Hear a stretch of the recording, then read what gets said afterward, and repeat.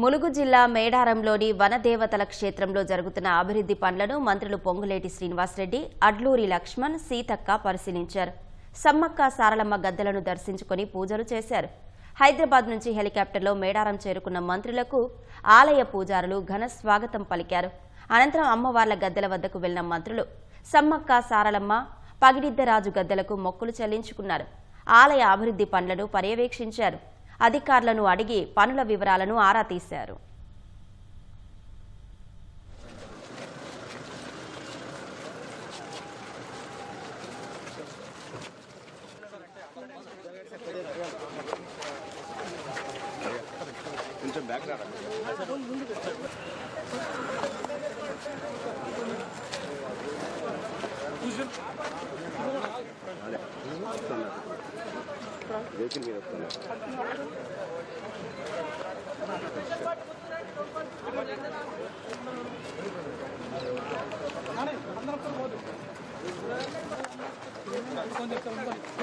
brother ముందు జరగాలి కొంచెం తీసుకుంటాం వెనకాల చూసుకో కింద పడతారు కింద పడతావు